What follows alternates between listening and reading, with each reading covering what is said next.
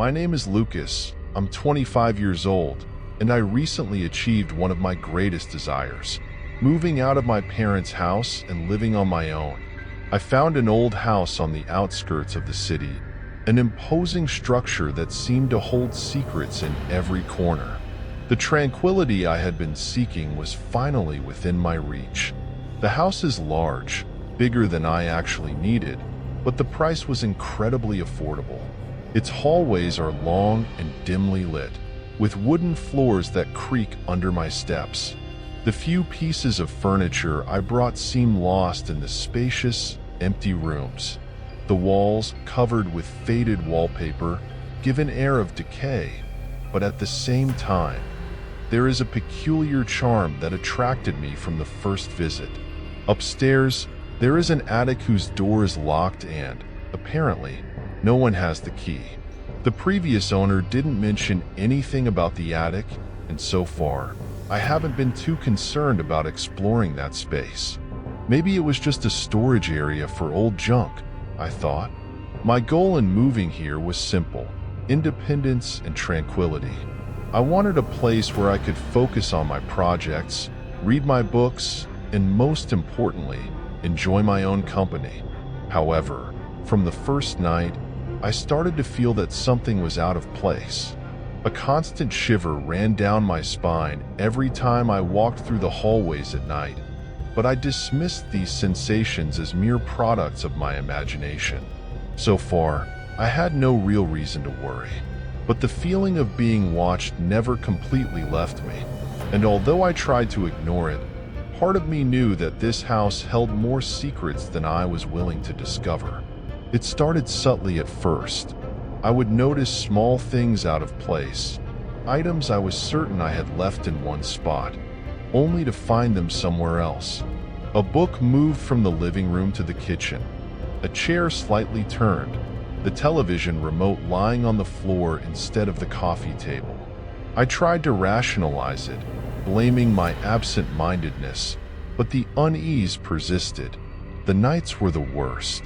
The house, already old and creaky, seemed to come alive with sounds. Initially, it was just the usual creaks and groans of an aging structure settling in the cool night air. But then the noises became more distinct, more deliberate. Whispered voices, almost inaudible, as if someone were having a quiet conversation in another room. One night, as I lay in bed, the noises escalated. I was jolted awake by the sound of heavy footsteps echoing down the hallway outside my bedroom. My heart pounded in my chest as I strained to listen. The footsteps were slow, deliberate, and unmistakably human. Gathering my courage, I grabbed a flashlight from my bedside table and quietly slipped out of bed. The hallway was dark and foreboding as I stepped into it. I swept the beam of the flashlight from one end to the other, illuminating the old wallpaper and the worn wooden floorboards. The footsteps had stopped abruptly, leaving me in an unsettling silence. I checked each room, but found nothing. No one was there. The following morning, I decided to inspect the hallway in the light of day, hoping to find some logical explanation for the night's disturbance. That's when I saw them. Marks on the wall. Faint but unmistakable. The smudges looked like dirty handprints, trailing along the length of the corridor. I hadn't noticed them before and couldn't imagine how they got there. I stood there, staring at those marks, a cold chill creeping over me. Each handprint seemed to pulse with a malevolent energy, mocking my attempts to rationalize the inexplicable events of the night. My mind raced, trying to piece together a coherent explanation, but deep down, a gnawing fear began to take root. Something was wrong with this house, and whatever it was only getting started. On a cold night, I was jolted awake by the piercing sound of breaking glass. My heart raced, and a surge of adrenaline shot through my body. There was something or someone inside my house. Still groggy, I fumbled in the dark until I found an old wrench I kept by the bed for emergencies. Taking a deep breath, I stepped out of the bedroom. The house was cloaked in darkness, except for the faint moonlight streaming through the windows. Each step down the stairs creaked beneath my feet, heightening the tension. With the wrench held firmly in my hand, I moved slowly through the hallway, every sound amplified by the absolute silence of the night. My body was tense, every muscle ready to react at the slightest sign of danger. I reached the living room and saw shards of glass scattered across the floor. The window beside the door was broken. My heart pounded so hard I could hear it in my ears. That's when I saw the figure. He was standing in the corner of the room, partially obscured by shadows. A hooded intruder, motionless, as if watching me. I raised the wrench, trying to appear more confident than I felt. "Who's there?" My voice came out shakier than I intended. The figure didn't respond. Instead, it began to move slowly toward me. The air around him seemed to ripple, and there was something profoundly wrong about his presence. I took a hesitant step back, never taking my eyes off him. When he was just a few steps away from me, something impossible happened. His form began to distort, the edges of his figure unraveling into shadows. The hood fell back, revealing an indistinct face, shrouded in darkness. Before I could react, he transformed completely into a mass of shadows that dissipated into the air, disappearing right before my eyes. I stood there, paralyzed with terror, the wrench still raised uselessly. My mind struggled to process what had just happened. The room was empty again, except for the shards of glass on the floor. Something was deeply wrong with this house. And now, I knew I wasn't dealing with a common break-in. Something far more sinister was at play, something that defied any rational explanation. And somehow, I was at the center of it all. After the terrifying encounter with the shadowy figure, I knew I couldn't ignore the signs any longer. Determined to uncover the truth, I began investigating the history of the house. I spent hours at the local library, sifting through old newspapers and public records. What I found sent chills down my spine. Decades ago, this house had been the site of a brutal crime. The previous owner, a man named Samuel Blake, was a respected member of the community, until the night his wife and 2 children were found murdered in their beds. Samuel had vanished without a trace, and despite extensive searches, he was never found.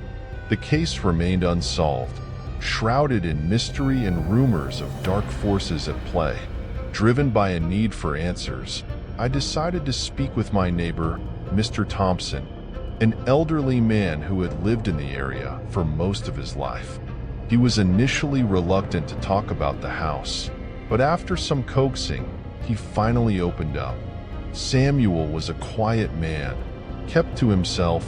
Mr. Thompson began, his voice trembling, but there was something off about him. After his family was found dead, people started saying they saw strange things around the house, shadows moving, whispers in the night. Some even claimed Samuel was dabbling in dark rituals. As he spoke, a sense of dread settled over me.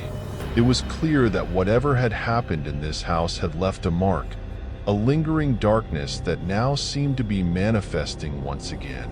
Determined to get to the bottom of it, I decided to explore the attic, the one place I hadn't dared to venture before.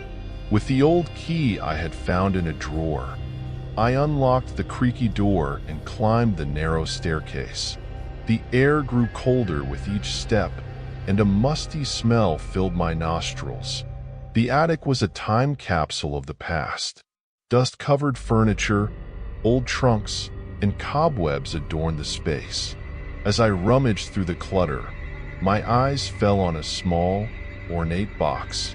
Inside, I found a collection of old photographs, yellowed with age, and a leather-bound journal. With trembling hands, I opened the journal. It belonged to Samuel Blake, and as I read through the entries, a horrifying picture began to emerge.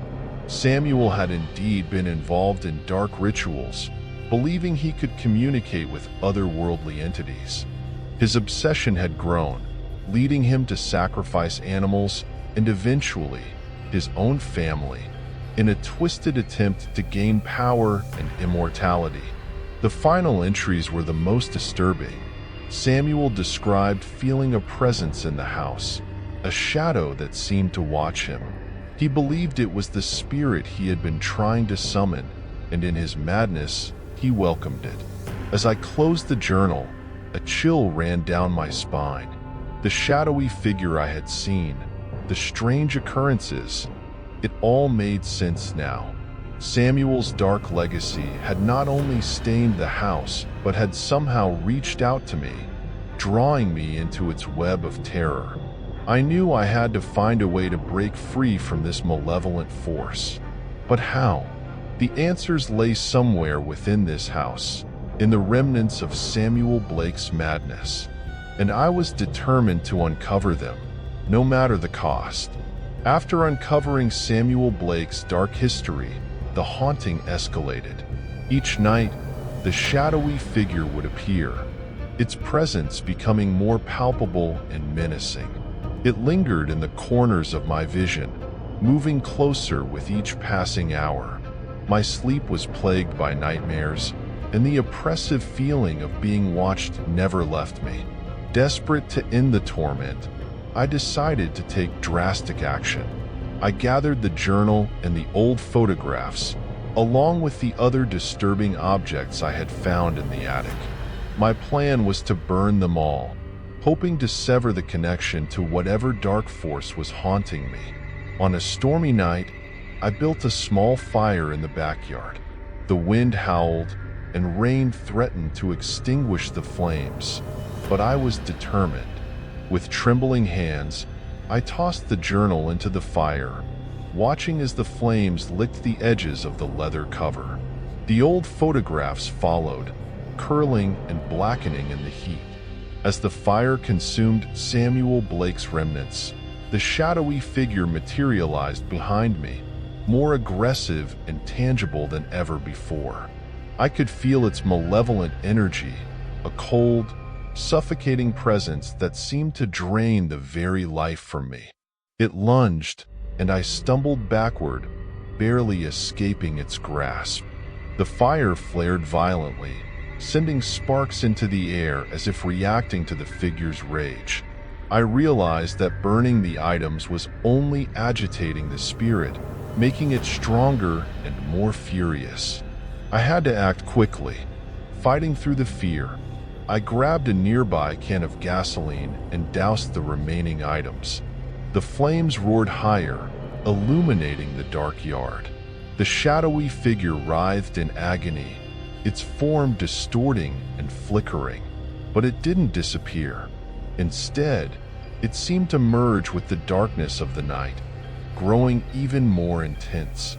Realizing that my efforts to destroy the artifacts were futile, I made the only decision I could. I had to leave the house. It was no longer just about escaping the physical space, but about escaping the malevolent force that had taken hold of it. I packed a bag with essentials, not daring to take anything that had been inside the house for too long, and fled into the stormy night. As I drove away, I glanced in the rearview mirror. The house stood silent, its windows dark and uninviting, but the feeling of being watched remained. The shadowy figure was no longer confined to the house. It had attached itself to me. The sense of dread never fully left, even as I moved to a new city and tried to start afresh. Every so often, out of the corner of my eye, I would catch a glimpse of the shadow, lurking and waiting. The haunting was far from over, and the legacy of Samuel Blake's dark rituals continued to follow me, leaving an ever-present, unsettling feeling that I could never truly escape. No matter how far I ran, The shadow was always there, a silent reminder of the horrors I had uncovered and a constant threat, keeping me forever on edge, forever haunted.